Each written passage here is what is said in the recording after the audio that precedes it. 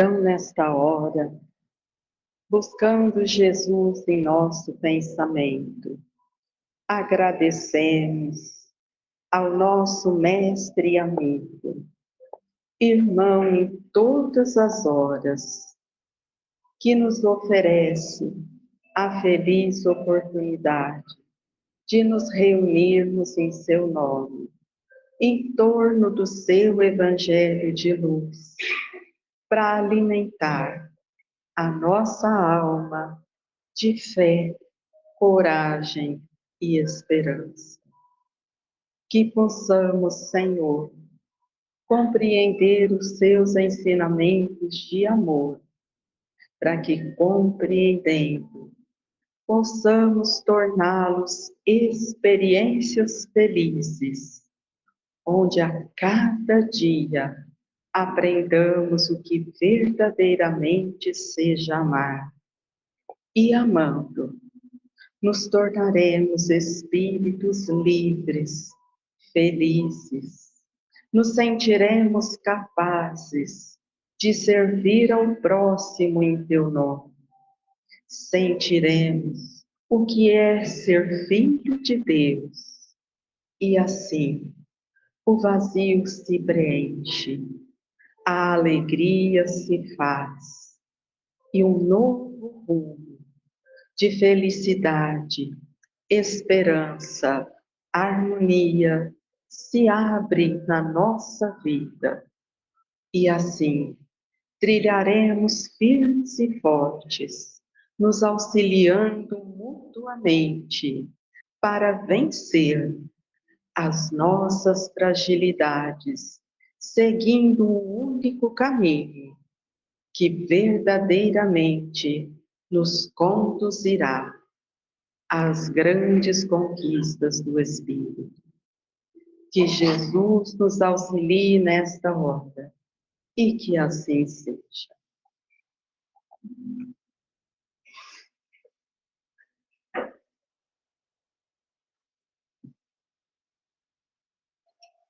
Bom, então hoje nós vamos começar o capítulo 16, que é o capítulo Não se pode servir a Deus e a Mamon.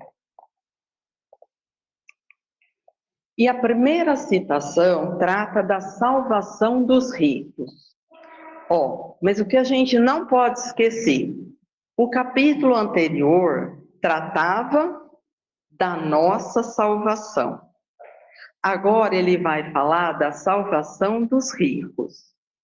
E nós vamos precisar avaliar o que é que a gente vai entender por riqueza.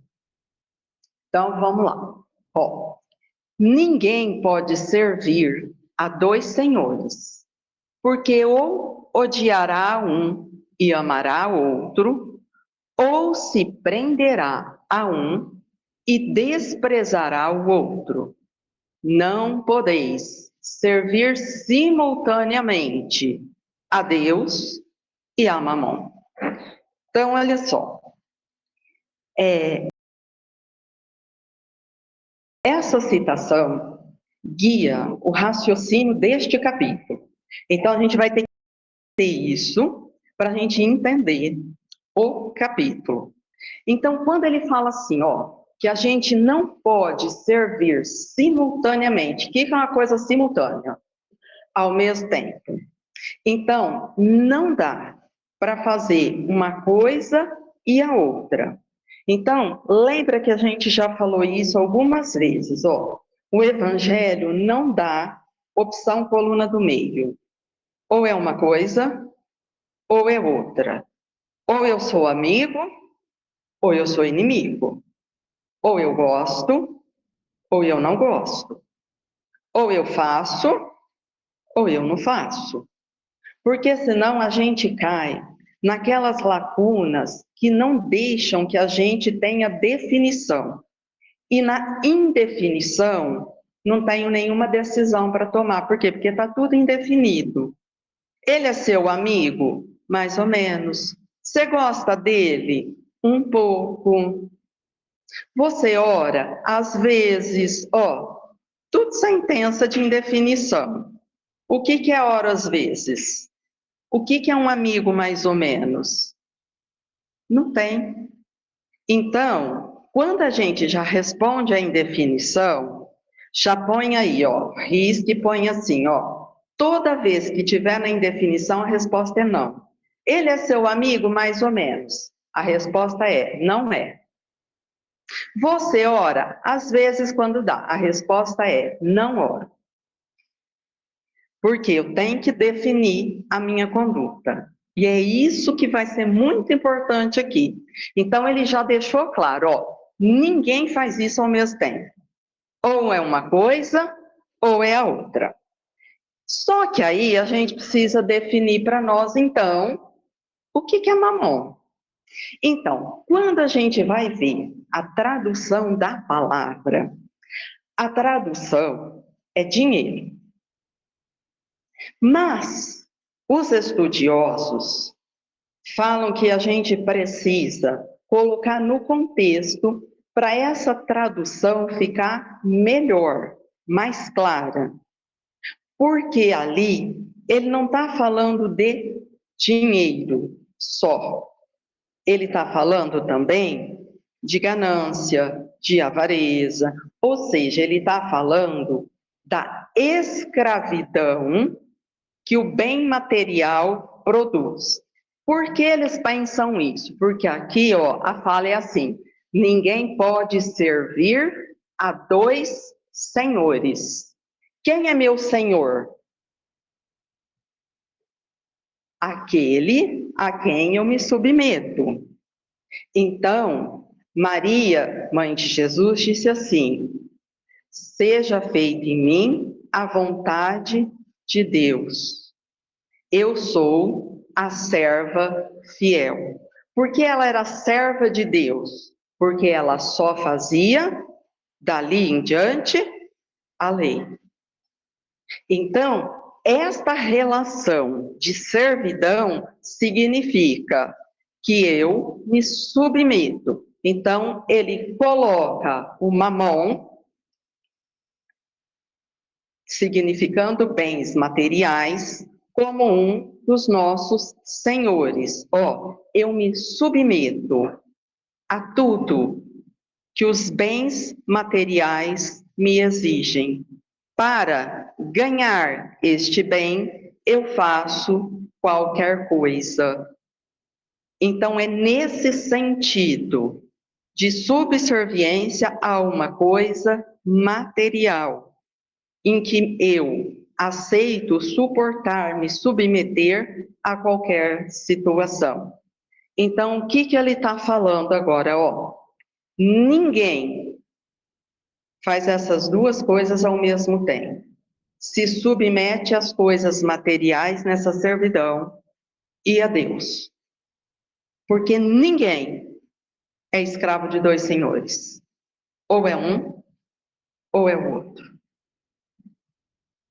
E isso tem uma importância tão grande que agora, daqui para frente, ele vai trabalhar todas as formas que essa servidão material se apresentam na nossa vida, para que a gente vá tentando identificar com que eu me acho ajustada.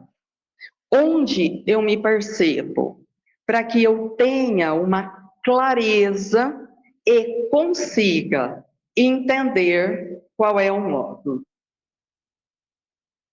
Ó, então vamos lá. O 2. Então, aproximou-se dele um mancebo e disse: bom mestre, que bem devo fazer para adquirir a vida eterna? Respondeu-lhe Jesus: por que me chamas bom? Bom, só Deus o é. Se queres entrar na vida, guarda os mandamentos. Que mandamentos? Retrucou o mancebo. Disse Jesus: não matarás, não cometerás adultério, não furtarás, não darás falso testemunho, honra teu pai e a tua mãe, e ama teu próximo como a ti mesmo. O moço lhe replicou: tenho guardado todos esses mandamentos desde que cheguei à mocidade. Que é o que ainda me falta? Disse Jesus. Se queres ser perfeito, vai, vende tudo o que tens, dá-o aos pobres, e terás um tesouro no céu. Depois, vem e segue-me. Ouvindo essas palavras, o moço se foi todo tristonho, porque possuía grandes haveres. Jesus disse então a seus discípulos: digo-vos em verdade, que bem difícil é que um rico entre no reino dos céus. Ainda uma vez vos digo, é mais fácil que um camelo passe pelo buraco de uma agulha do que entrar um rico no reino dos céus. Ó, eu tenho certeza que essa parte todo mundo conhecia, que é mais fácil o camelo passar no buraco da agulha que o rico, todo mundo conhecia. E a conclusão triste, assim, como eu não sou rica, graças a Deus, eu tenho nada a ver com essa história, vida que segue e não me diz respeito. Isso, infelizmente, é o nosso vício ainda, de ler as coisas sem o contexto e sem a interpretação. Porque é lógico, a hora que a gente lê isso, a gente fala assim, ai, nunca, né? Camelo vai passar em buraco de agulha? Lógico que não passa. Ah, então rico vai tudo para o inferno, né? Nossa, aí é vantagem mesmo. Classe média tá bom para nós, né? Ó, gente, olha que coisa. Que coisa. E imaginar o seguinte, que Jesus ia falar assim, ó, isso daqui serve só para essa meia dúzia aqui. Se fosse aqui no Brasil, ia falar assim, ó, isso daqui é para 3% da população que é rico, porque o resto não é, então eu vou conversar só com os 3%. Não, também não faz sentido. Então, aqui, é tão importante tudo que tem, que, olha quem falou, Mateus, Lucas e Marcos. De tanto que eles prestaram atenção. Então, vamos lá para a gente entender essa conversa e entender mais especificamente qual era o assunto em questão. Ó, quando o moço começa assim, ó, bom mestre, que bem devo fazer para adquirir a vida eterna? Jesus olhou para ele e falou assim, ó, por que me chamas bom? Bom, só Deus o é. Se queres entrar na vida, guarda os mandamentos. Ó, ele falou para Jesus, bom mestre. Mestre, Jesus não falou nada, porque mestre eu sou. Por que você está me chamando de bom? Por que será que ele perguntou isso? E olha como a gente dá para entender. Quando alguém fala assim, ó, você é muito arrogante, o que eu falo para a pessoa?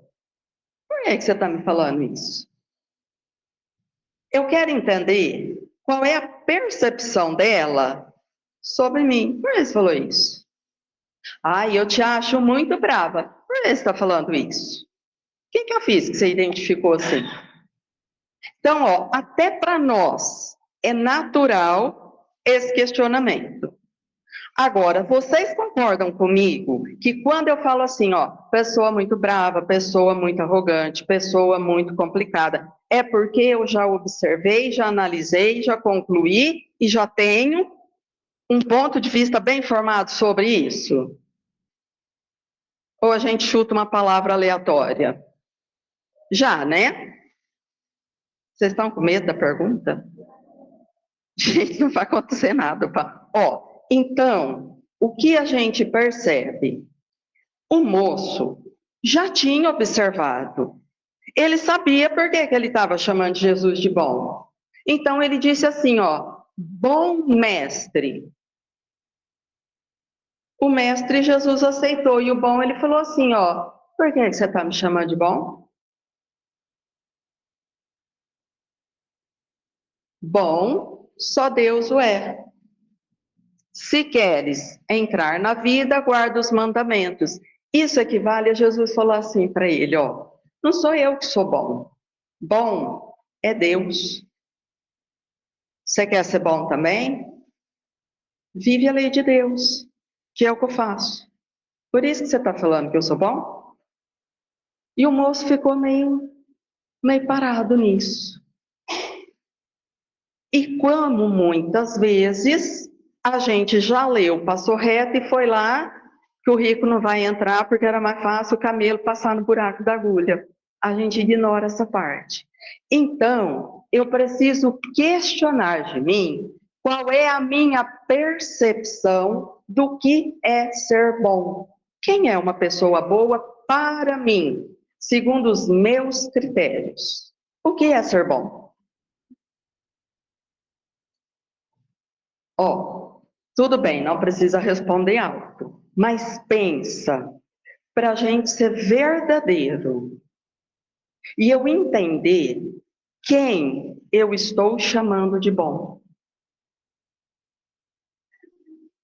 Porque é muito comum em nós a gente chamar as pessoas de boas pessoas sem a compreensão clara do que eu estou olhando, analisando, observando.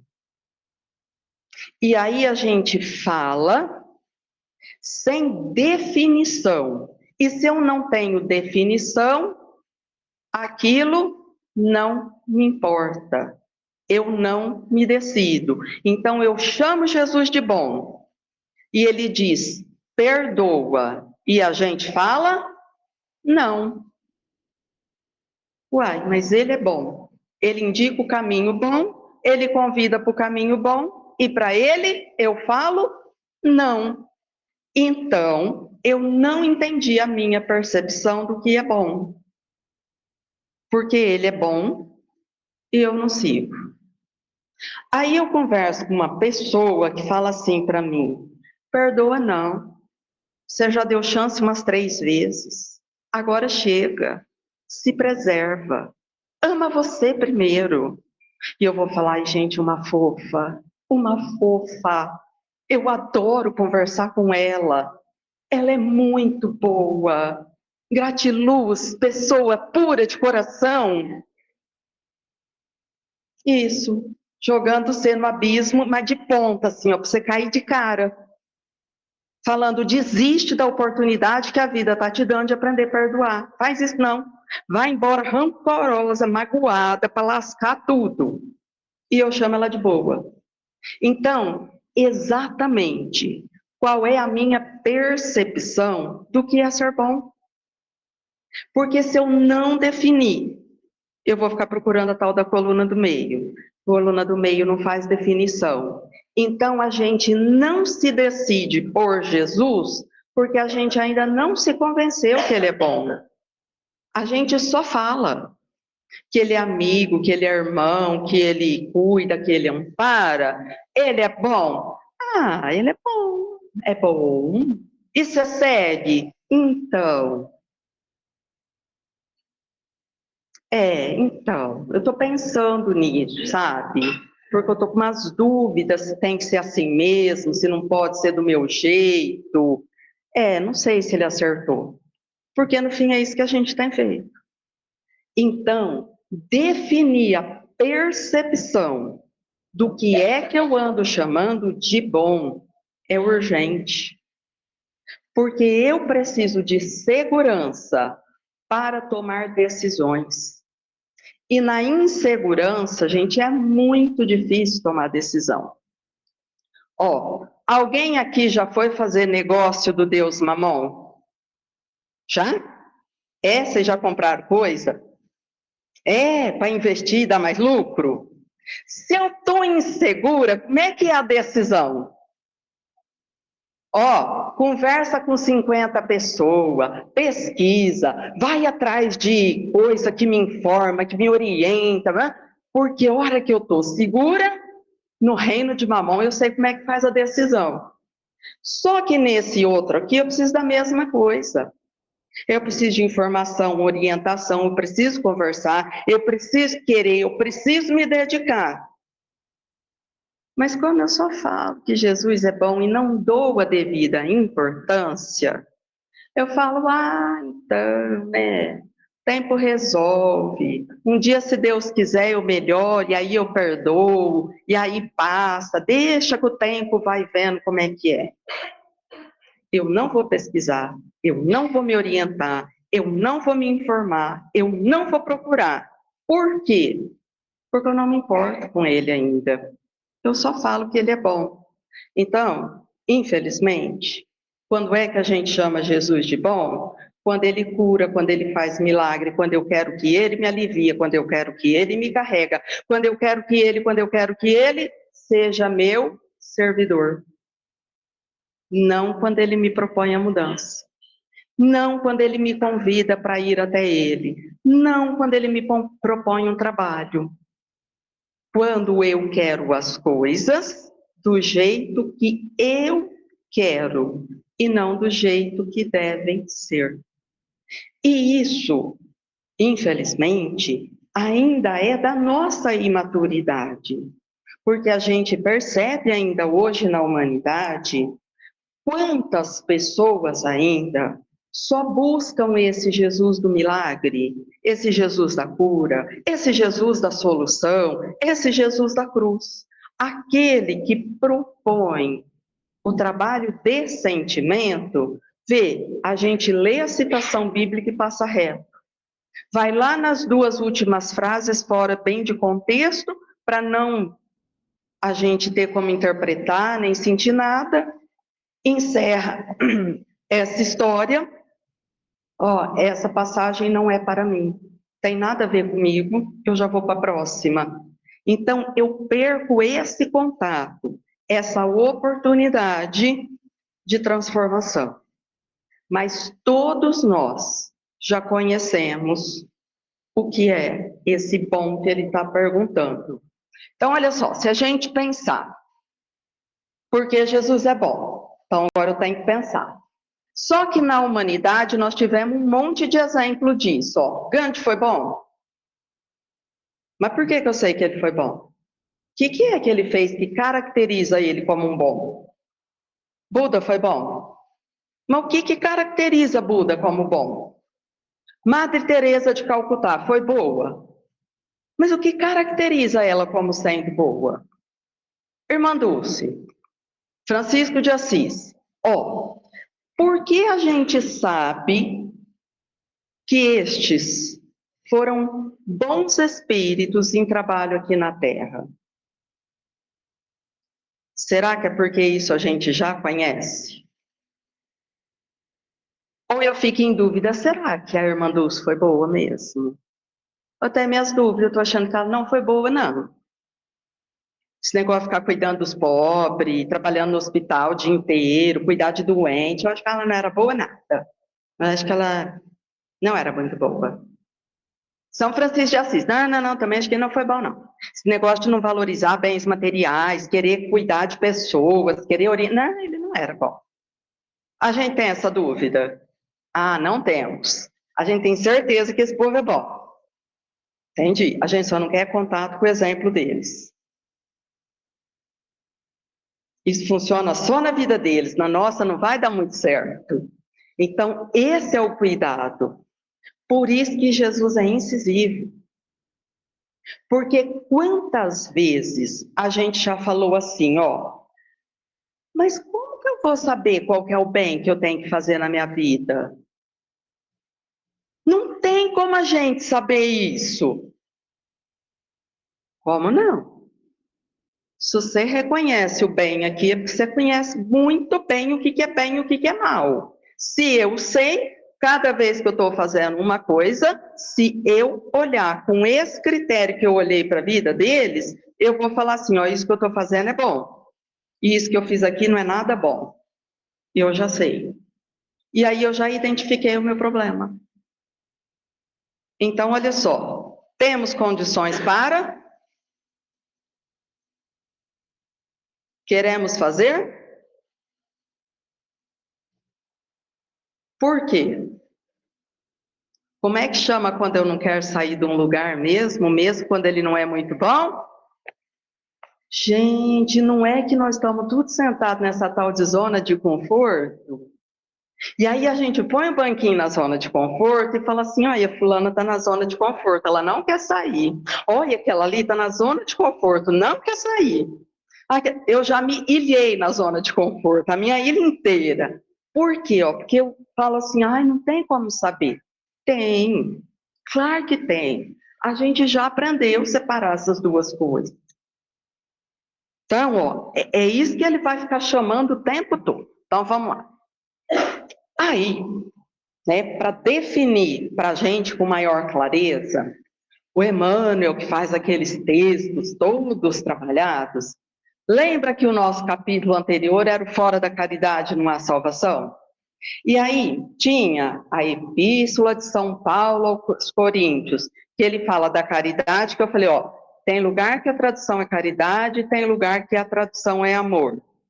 Se eu falasse a língua dos anjos e não tivesse amor, eu nada seria. Mesmo se eu doasse todos os meus bens aos pobres, se eu não tivesse amor, eu nada seria. Então lembra que ele é uma carta que ele vai descrevendo várias coisas que sem amor não dá certo. Então o Emmanuel pegou essa carta aos Coríntios, parafraseou e fez um texto para definir quem são os bons. Então, ele disse assim, ó, ainda que falássemos a língua do mal e nenhuma compreensão nos clareasse o olhar, os espíritos da luz nos veriam como irmãos, pobres irmãos, carentes de luz. Ainda que nos demorássemos na vocação do crime, caindo em todas as faltas e retendo todos os vícios, a ponto de arrojar-nos por tempo indeterminado nos últimos despenhadeiros do mal, para nosso próprio infortúnio, pode? Não seríamos para eles senão criaturas infelizes, carentes de amor. Pode ir para o próximo, Marcelo. Ah, foi?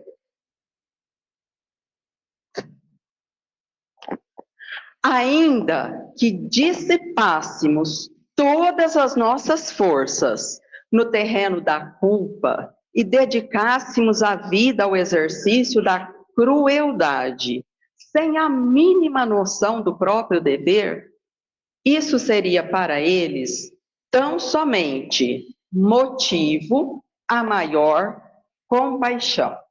Agora começa a pensar nos espíritos que a gente definiu como bom, se é essa característica deles. Não enjeitar ninguém em nenhuma situação, por nenhum motivo, seja qual for a dor, seja qual for o sofrimento, o que eles fazem?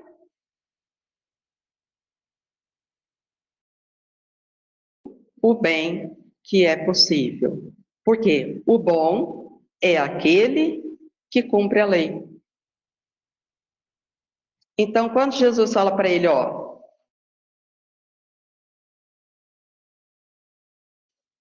vai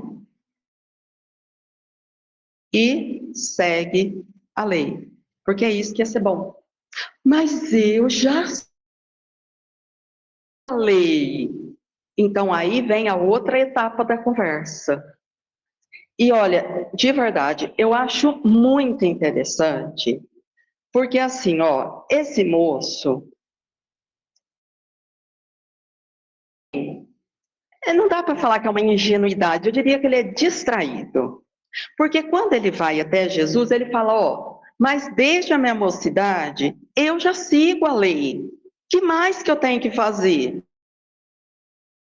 Aí Jesus olhou para ele e falou assim, ó, então vai lá, vem com todas as suas coisas e vem me seguir. E aí ele tomou susto e ficou difícil para ele.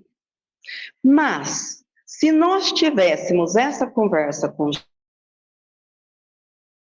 seriam muitos pontos da lei que a gente acha que a gente não segue, ou a nossa percepção é que a gente está seguindo a maior parte da lei.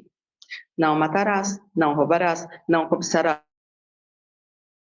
próximo, não darás falso testemunho, honrar a teu pai e tua mãe, amar ao próximo como a si mesmo. A gente ia falar, a maior parte aí eu acho que eu estou fazendo, falta só um ajustezinho, eu vou gabaritar a lei, tosta, tô dentro.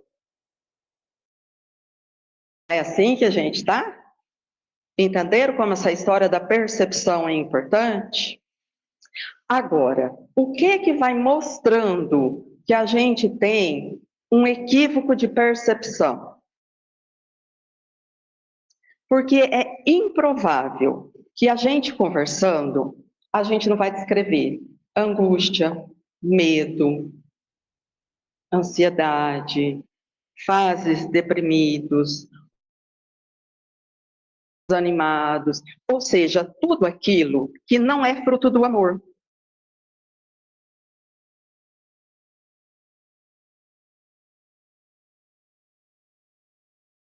Por que eu fico mal?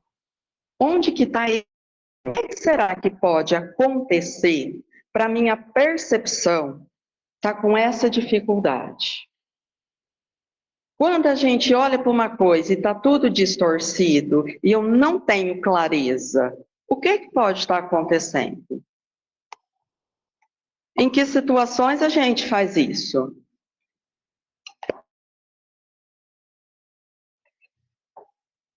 Ai, que difícil, né?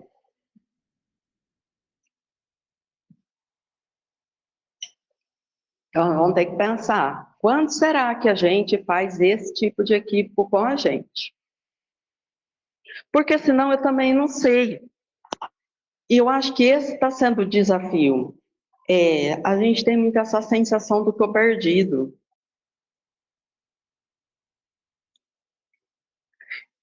Vai ter um capítulo que fala assim, ó, chama o Consolador Prometido. Jesus fala assim, ó, eu vou pedir ao meu Pai e ele vos enviará outro Consolador e ele vai relembrar todas as coisas. O que que é relembrar? E ele não falou ensinar. Quem precisa me relembrar é porque eu fiz o quê? Eu esqueci. Eu esqueci. Ele ensinou, eu esqueci. Quando é que a gente esquece uma coisa que a gente já aprendeu? Quando eu não uso. Se eu tirar a carta e ficar 15, 20 anos sem dirigir, o que que vai acontecer comigo? Ai, gente, eu precisava de umas aulas para relembrar, porque tem um monte de detalhe que eu esqueci. Então, é isso que ele fala. Então, hoje as pessoas têm falado muito. O coração esfriará e nós veremos coisas difíceis e cruéis. Lógico, a gente não fez uso do que sabia da lei e a gente esqueceu. E agora precisa de um consolador para me relembrar a lei. Porque no esquecimento, eu estou fazendo aquilo do jeito que eu sei. Então, a gente tem chamado de justiça, olho por olho, dente por dente. Ah, ele roubou, tem que matar, espancar, esquartejar, olho por olho, dente por dente. Isso é Moisés, quase 2.000 anos antes do Cristo. Não foi isso que o Cristo ensinou. O que o Cristo falou que era fazer com o irmão quando ele errasse? Perdoar. Gente, perdoar. Não, isso não faz nem sentido. Eu acho que isso não. Como eu esqueci, eu acho que eu estou lembrando meio que. Ai, não, eu acho que não é isso. Faz sentido. É típico de quem não usou, abandonou e não sabe mais o que fazer. Então, a pessoa ficou 20 anos sem dirigir. Ela senta e vai tentar sair com o carro. O que que acontece? Oh, esqueci, tinha que pôr primeira, né? Nossa, eu não pisei nem. Nossa, que rolo que eu aprontei. Ficou tudo com falha de informação. Eu não estou tendo habilidade aqui, por quê? Porque eu nunca mais usei. E a indiferença com esta lei esfria mesmo o meu coração. Então a gente passa a dizer que é cristão, mas é um cristão que acredita na violência. Cristão que acredita na violência, no poder da força física. Nossa, eles estão muito esquecidos, mas muito. E aí, a gente está entregue à dor do nosso esquecimento. Então, eu acho que violência resolve, porque eu estou fazendo o que eu sei que é Moisés. Só que aí, quanto mais eu faço violência, como que a lei, quanto mais eu planto, aí eu tenho mais medo a cada dia da violência. E como eu desejo violência, eu sou muito ansiosa. Por quê? Porque quando eu penso violência, qual que é o resultado do meu caminho? Violência. Então, em espírito, eu já sei o que me espera ali na frente na colheita. Porque quando eu olho os últimos anos, eu plantei muita violência. Eu desejei muito mal para o próximo. E em espírito eu sei que quem planta colhe. Eu tenho muito medo do futuro. Quantas vezes vocês escutaram essa frase essa semana? Nossa, o nosso futuro é difícil mesmo. Nós esquecemos, deixamos a lei esfriar, estamos fazendo um plantio atordoado, equivocado, e temos a certeza da colheita. Dá medo mesmo, verdade. Isso gera ansiedade demais. Então, essa percepção, essa colocação dos bons espíritos só fazerem o bem é fundamental para que eu consiga despertar e voltar a olhar para essa minha capacidade de observação e falar: é mesmo, eu já sei reconhecer o que é o bem, eu já sei sentir o que é bom. E eu não posso abrir mão disso, porque se eu abro mão disso, é como se eu pedisse para ficar na infância espiritual. É, será que a gente está vivendo uma geração de 40 que comporta como 15? Nossa, é.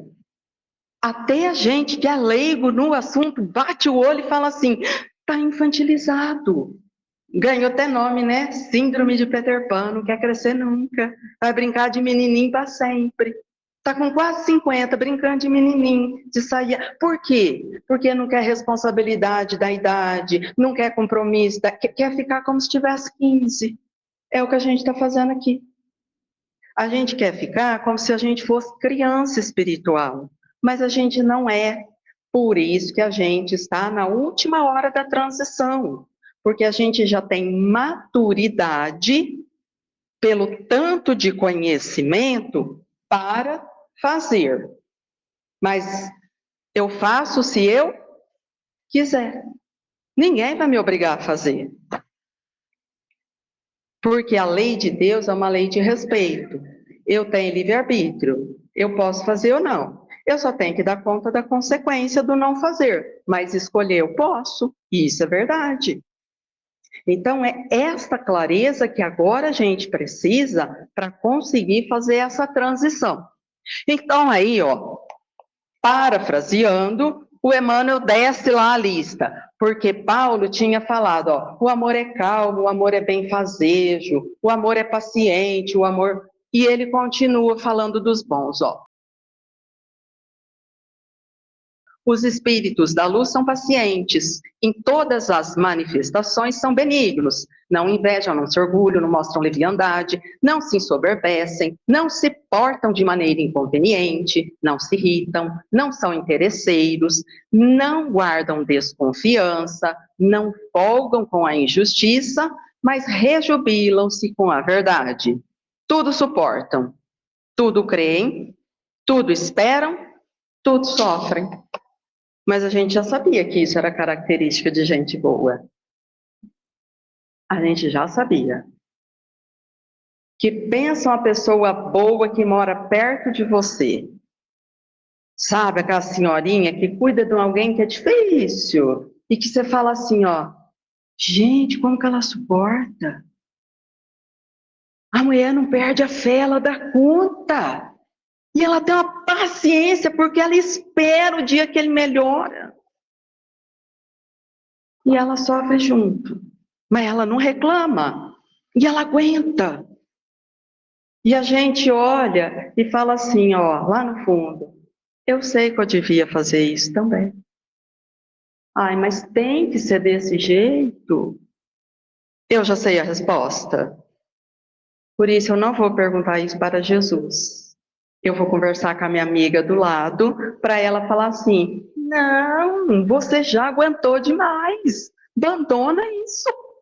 Porque se eu entrar no altar da consciência e conversar com Deus, Pai, Jesus, meu irmão, a resposta está pronta. Perdoa, ajuda, faz por ele o que você queria que fizessem por você. Cumpre a lei. Isso te traz paz. É assim que a gente conquista equilíbrio. Mas isso eu já sabia. Eu só não queria encarar isso como uma decisão de vida e tocar daí para frente. Então, lembra, semana, acho que foi passada ou retrasada, quando a gente viu a história do Paulo, antes ele era Saulo. Ele era disciplinado, ele era inteligente, ele tinha um grande poder, né, de falar, de mostrar, só que ele era rígido e ele perseguia cristãos. E quando ele acordou e despertou para Jesus e mudou, ele passou a ser o maior servidor. E aí ele faz a pergunta: Senhor, o que queres que eu faça? Mas não é que Jesus vai ficar toda hora respondendo. Ele pergunta porque ele fala: eu conheço a lei. E aí ele descreve para nós toda a luta dele pós-decisão. Por isso que é Paulo que fala, ó, o bem que eu quero, esse eu não faço. Mas o mal que eu não quero, esse eu ainda faço. Senhor, mesmo com os pés sangrando, com o joelho desconjuntado, que eu não desista. Porque o propósito dele estava decidido. Ele ia fazer o bem e amar o próximo com toda a força que ele tinha. Mas ele precisou tomar uma decisão. Porque enquanto não toma decisão, eu não vou fazer. Você vai comigo em tal lugar? Estou pensando. Quando a resposta é estou pensando, o que a gente já sabe? Não vai. Ela ainda não está se empenhando. Então, assim, ó, não está muito interessada. Então, a gente aguarda já naquela expectativa de a chance do não é muito grande. Mas quando está decidido, a pessoa fala, conta comigo. E ela não vai medir esforço para fazer aquilo acontecer. Então, tomar essa decisão é fundamental, ó, porque a decisão é agora. Aí eu começo a luta de ajustar esse caminho. A caridade deles nunca falha, enquanto que para nós, um dia, as revelações gradativas terão fim, os fenômenos cessarão e as provas terminarão por desnecessárias. Ou seja, ó, a caridade deles não tem fim. Mas uma hora nós vamos entender e ficar igual. E aí acabou nossas provas, porque aí a gente vai viver esse amor que eles vivem. Então, quando a gente olha a história da Madre Teresa, ela já cuidava de 300 crianças. E o que ela falava? Não aborta, dá para mim que eu cuido. Quando a gente olha a história da irmã Dulce, ela ia pedir para os pobres. Ela era, às vezes, desacatada, a pessoa respondia mal, ela baixava a cabeça e falava, tá bom, isso é para mim, mas agora ajuda o doente, ele precisa de ajuda. Ou seja, ela não se ofendia. Quando a gente olha a história de Francisco de Assis, a gente fala assim, ó, como ele enxergou Deus em tudo. e sensibilizou a humanidade de uma tal forma que hoje, definitivamente, nós entendemos: os animais são irmãos inferiores, eles têm que ser cuidados por aqueles que dizem saber mais. Não é bondade, isso é obrigação. Mas desde lá ele foi sensibilizando o coração humano. Então hoje a gente vê, ó, para eles não era peso, era só transbordar amor em função daquele que ele falava assim, ó, esse tem menos ainda, é desse que nós vamos cuidar mais. E nós ainda estamos titubeando se é isso mesmo que é para ser feito. Então a gente fala assim, mas eu vou gostar de quem errou de mim, comigo? Mas eu vou cuidar de quem não me ajudou? Mas eu vou abrir mão do que é meu por direito? Mas eu tenho que aguentar essas pessoas mal criadas? Porque eu tenho? Eu tenho, primeiro, por mim. Porque é a minha chance de expandir todo o amor que eu posso diante desta oportunidade que essa pessoa me oferece. Segundo, porque um dia alguém já me deu, e por gratidão, agora eu também quero doar. Terceiro, porque eu entendi que eu sou filha de Deus. E se a minha ligação é com Deus, que seja feita em mim a vontade do Pai. E a vontade do Pai é sempre amar. Seja misericordiosa com aquele que erra e precisa de ajuda. Então, é um raciocínio que eu tenho que decidir. Não é amanhã que a gente vai conseguir fazer. Mas se eu tomar essa decisão, eu começo a luta que o Paulo ensinou no capítulo anterior, que era fora da caridade não há salvação, e agora eles complementam. Nós vamos discutir salvação dos ricos. E alguém aqui vai conseguir falar que não é rico agora? Porque diante do que ele propõe, aqui todo mundo tem de sobra, e tudo que eu tenho é uma riqueza. Então, ó, a minha saúde, o meu conhecimento, a minha possibilidade, tudo isso compõe. E tudo que compõe essa riqueza precisa existir para cumprir a lei de Deus. Então, o que é que eu tenho que fazer com o meu conhecimento? Oferecer para aquele que ainda não tem. O que é que eu tenho que fazer com a minha paciência? Oferecer para aquele que ainda precisa. Então, eu preciso ir multiplicando isso que eu tenho como conquista, e alguém me ajudou. Então, essa semana, a gente vai ter uma lição de casa.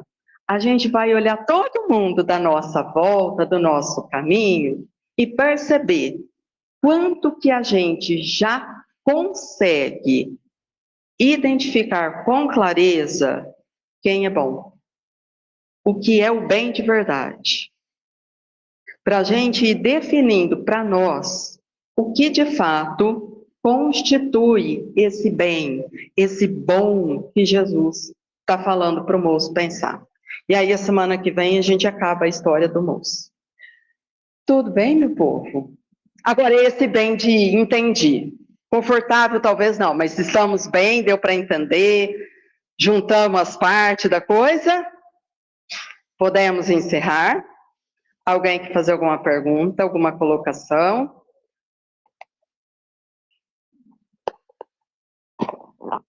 Eu acho que todos nós que estamos aqui, a gente sabe exatamente o que a gente tem que fazer. Só que a gente ainda não tem a alegria que esses espíritos aí que você citou tinham em servir. A gente faz porque tem que ser feito, né?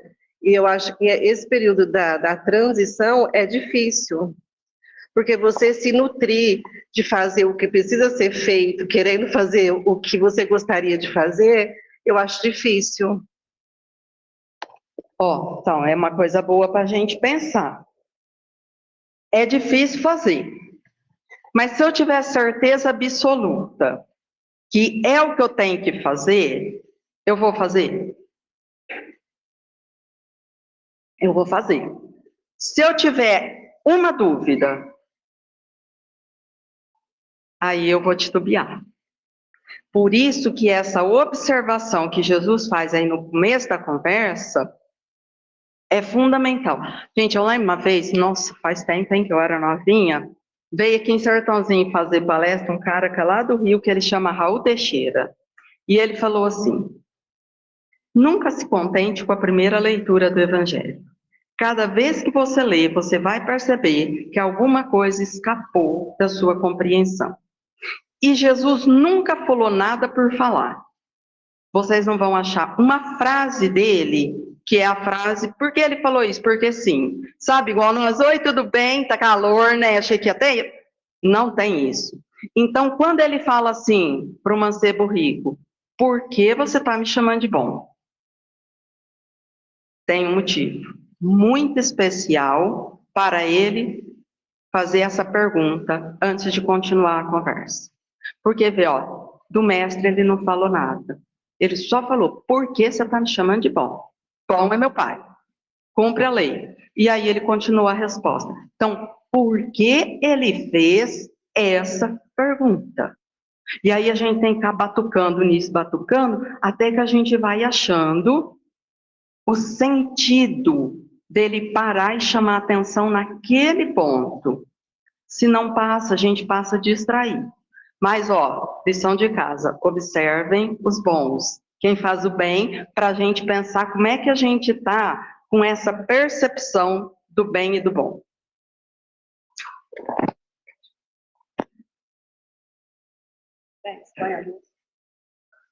Está pausado, eu acho. Então, nós vamos, nesta hora, agradecer a Jesus, que toca o nosso coração através do seu Evangelho.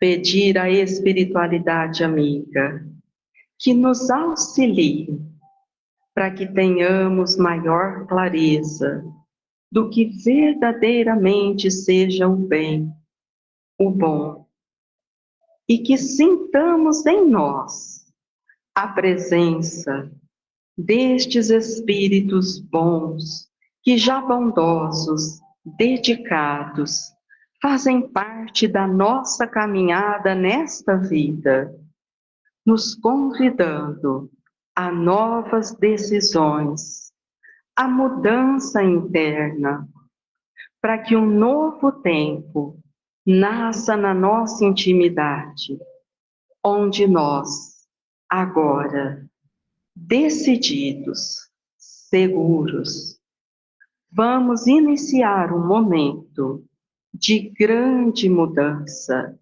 um novo rumo, um novo caminho a seguir.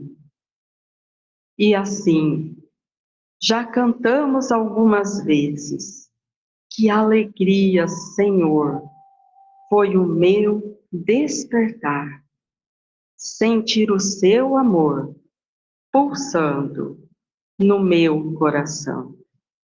Como é bom sentir que nós já sabemos amar, podemos amar, e quanto mais amarmos, quanto mais doarmos, é da lei que receberemos. Que esta certeza nos fortaleça, nos guie, nos dê a segurança necessária para vencermos a nós mesmos e realizarmos todo o bem que nos propusemos nesta vida. Sê conosco, Mestre Jesus, nos oriente, nos fortaleça, nos acolha, nos ampare no seu infinito amor, para conseguirmos vencer esta etapa, fazendo tudo aquilo que nos ensinastes. que o seu amor nos sustente, hoje e sempre, e que assim